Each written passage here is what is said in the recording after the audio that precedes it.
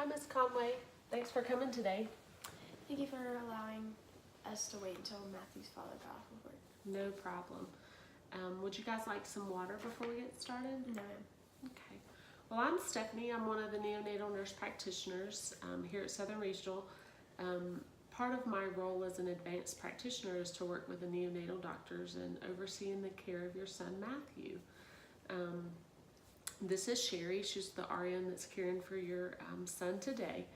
I just wanted to meet with you and just kind of go over some of the results of the head ultrasound from Matthew today.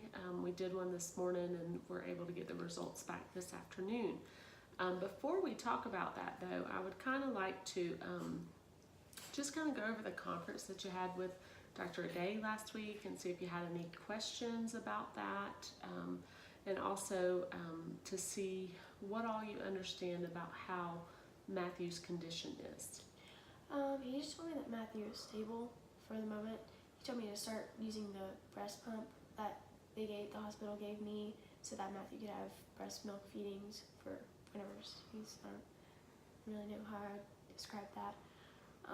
They say he's bleeding and they talked about the ultrasound that they're doing, so other than that, I'm not really sure. Okay, well, so far, how do you feel like, do you feel like Matthew's condition has changed at all? I have no idea. He looks fine from the outside, so. Okay. I know sometimes at the NICU can be very scary. Do you really understand why we did the head ultrasound? To check for bleedings, I'm pretty sure. That's exactly right.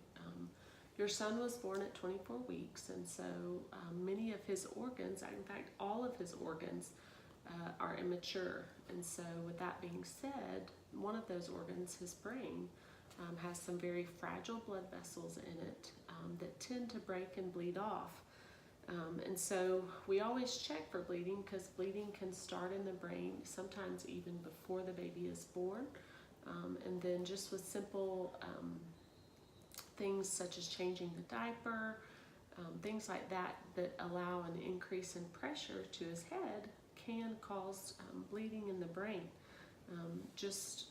Many things that we don't normally think about that are simple things in a big term baby can have devastating effects in little guys like this. So the radiologist or the doctor that reads the ultrasound actually will grade if there's any bleeding, he'll grade it from 1 to 4, 4 being the worst. So it's these head ultrasounds results that I want to go over with you today. Do you have any questions so far about anything we've discussed? No, ma'am. Okay. Well, I'm really so sorry to have to tell you this, but his head ultrasound showed us that he has a grade 4 bleed on both sides of his head. In both areas, both sides of the brain.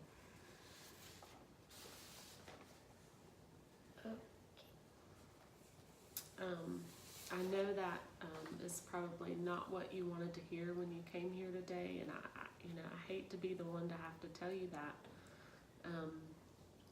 But there's some more disturbing results as well. Some parts of the brain, it looks like may have some early damage from what we can tell from the ultrasound. Something called, it's kind of a long word, periventricular leukomalacia, or we call it PVL. It just means that there's some part of the white matter of the brain that has some softening and some dead cells there. What does this mean? Well, do you mean like what does it mean right now, or what does it mean later on down the road for Matthew? Both. Okay, well for right now, Matthew's stable. He's had a couple of blood transfusions, most likely because of this bleed. That's why he's required blood transfusions so early.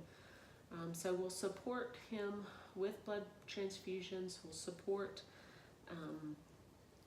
and monitor him. We'll do weekly head ultrasounds. We'll monitor for any fluid buildup in the blood, or excuse me, in the brain.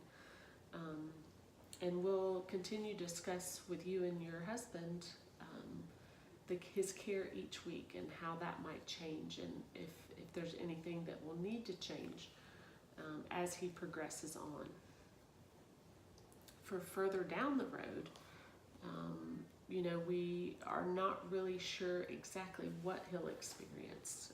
Most of what we know from the evidence shows us that babies that have a grade 4 bleed with that PVL that I talked about will have some degree of cerebral palsy eventually as they get older, but we won't really know that right off the bat.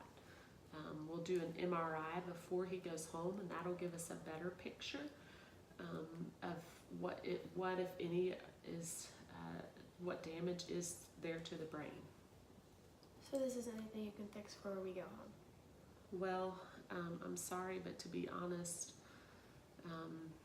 we won't be able to make the bleeding go away or any brain damage that's already occurred go away.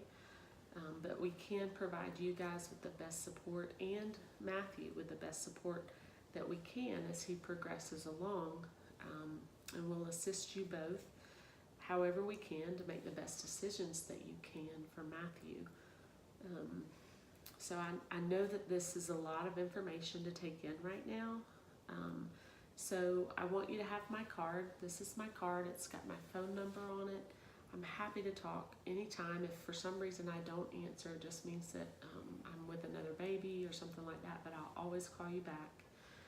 And then this is also just a few websites that you might want to go on to look a little bit about bleeding in the brain in premature babies, and that PVL that we talked about, and what the outlook might look for that. So read over some of that information. I want you to give me a call, and we can set up another time to meet with all the questions that you might have. And certainly if anything changes before then, one of the practitioners or myself or one of the doctors will give you a call. Okay? Is there anything that I can do for you right now to help you? I'm so sorry once again. I'm really sorry about having to tell you about this.